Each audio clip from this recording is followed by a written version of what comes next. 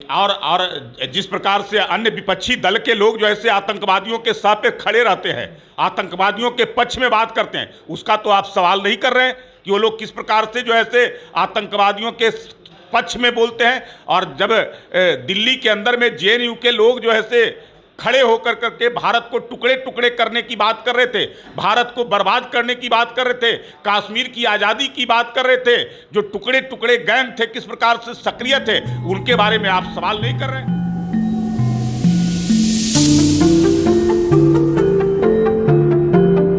Sir, देश में जो मीडिया की स्थिति है या आज़ादी है बात को रखने की, धर्म को मानने की, शादी करने की, इन सारी चीज़ों पर लगातार कई संस्थाएं, जो विदेशी संस्थाएं, वो सवाल उठा रही हैं।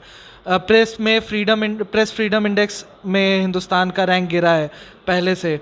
बहुत सारी फिल्में ऐसी आ रही हैं जो पोलराइजेशन कर रही हैं, लव जिहाद के मामले आ रहे हैं, और कहीं ना कहीं ये पिछले 9 सालों में ये मामले बढ़े हैं। इस पे कहीं ना कहीं जो अल्पसंख्यक समुदाय के लोग हैं, उन लोगों के अंदर एक सवालिया निशान आ जाता है कि क्या हमें टारगेट किया जा रहा है, क्या हमारे ऊपर हमें शक की निगाह से देखा जा रहा है। ये तो सर पहले इस तरीके से नहीं था, 14 से पहले। ये तो 14 के बाद इस तरीके से ज़्यादा लोगों के मन में सवाल आ रहे हैं या सवाल डाले जा रहे हैं। देखिए, हमारी सरकार सबका साथ सबका विकास की नीति पर काम कर रही है, देश को सशक्त और मजबूत बनाने का काम कर रही है।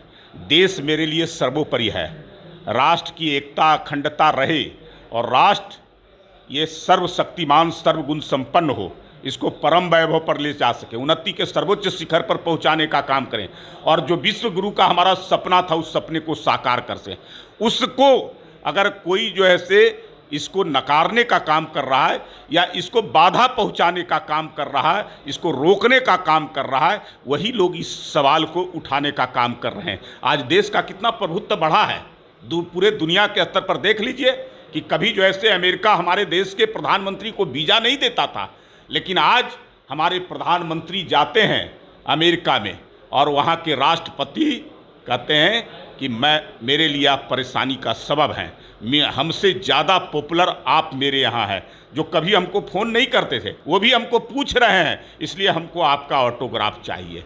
अब ऑस्ट्रेलिया के प्रधानमंत्री कहते हैं मोदी इज बॉस। अब ग्रेट ब्रिटेन की महारानी जो हमारे ऊपर कितने वर्षों तक शासन किया है, और वो हमारे प्रधानमंत्री को जिसको तुच्छ समझता था, उसके सम्मान में वो स्वयं अपने से दरवाज़ा खोलती हैं उनके गाड़ी का। पापुआ गिनी छोटा देश है, लेकिन उसके प्रधानमंत्री अगर पैर छू कर करके मोदी का अभिवादन करते हैं, उनका सम्मान करते हैं, तो कितना सम्मान इस देश का बढ़ा है। पाकिस्तान जो हमारा दुश्मन देश है, वहाँ के लोग आज क्या कर रहे हैं, पब्लिक कह रहे हैं कि हमारे देश का भी राष्ट्रपति और प्रधानमंत्री मोदी जैसा व्यक्ति को होना चाहिए, जो अपने देश के 80 करोड़ जनता को भरपेट भोजन मुफ्त में अनाज दे करके करा रहा है।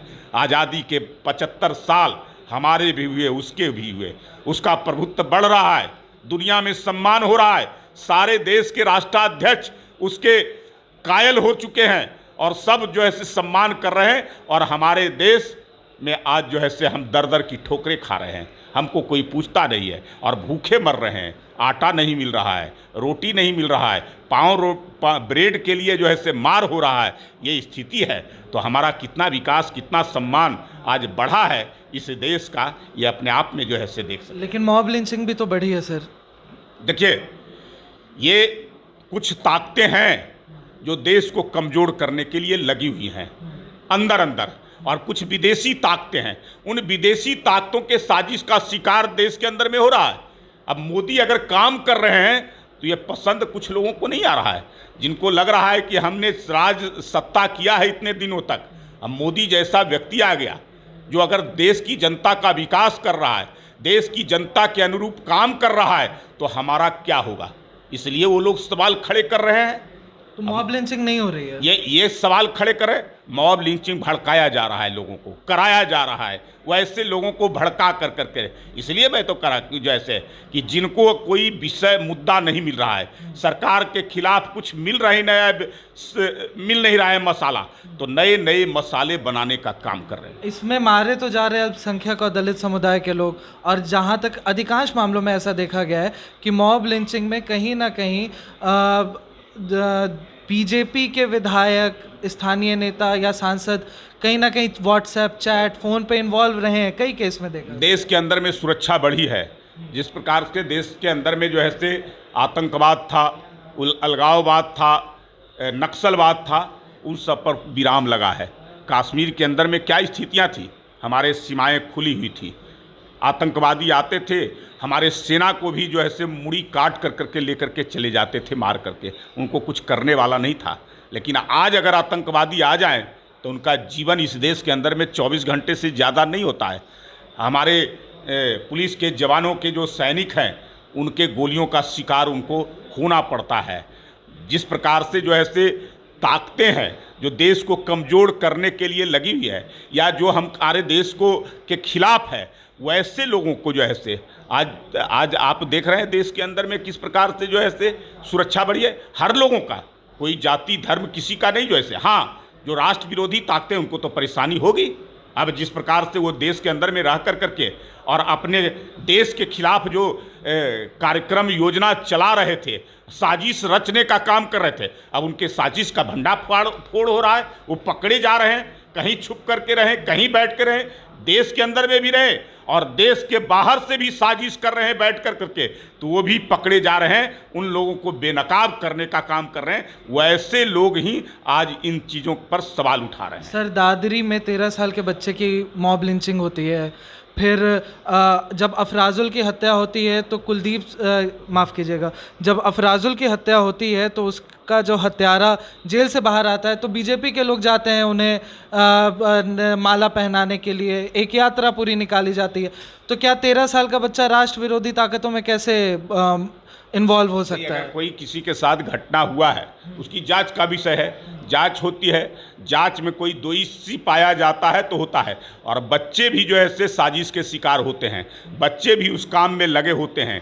कई ऐसे जो है से मामले पकड़ाए हैं। आपने देखा कि जो ऐसे जब नरेंद्र मोदी जी आए थे पटना के अंदर में और गांधी मैदान के अंदर में सीरियल बम ब्लास्ट कराया गया था उनकी हत्या कराने के लिए, उसमें कौन लोग थे, किस धर्म के लोग थे, किस जाति के लोग थे, और उसमें बच्चे भी थे, कई लोग उसमें जो है से शामिल थे।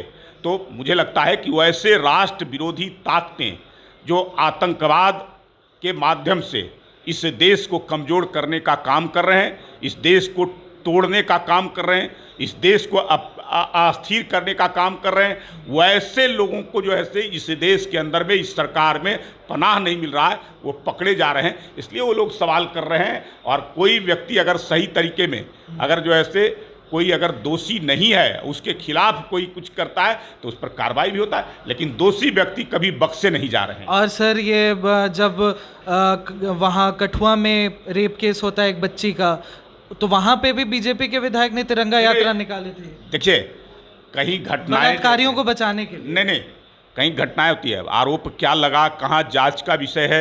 और जो आरोपी थे पकड़े भी गए और दोषी अगर पाए गए तो उनको जो है से सजा भी हुआ है। ऐसा नहीं है जो ऐसे उन्हीं को बचाने के लिए यात्रा। देखिए, और जिस प्रकार से अन्य विपक्षी दल के लोग जो ऐसे आतंकवादियों के साथ पे खड़े रहते हैं, आतंकवादियों के पक्ष में बात करते हैं, उसका तो आप सवाल नहीं कर रहे हैं कि वो लोग किस प्रकार से जो ऐसे आतंकवादियों के पक्ष में बोलते हैं। और जब दिल्ली के अंदर में जेएनयू के लोग जो है से खड़े होकर करके भारत को टुकड़े टुकड़े करने की बात कर रहे थे, भारत को बर्बाद करने की बात कर रहे थे, कश्मीर की आज़ादी की बात कर रहे थे, जो टुकड़े टुकड़े गैंग थे किस प्रकार से सक्रिय थे, उनके बारे में आप सवाल नहीं कर रहे हैं कि वो लोग कर रहे थे।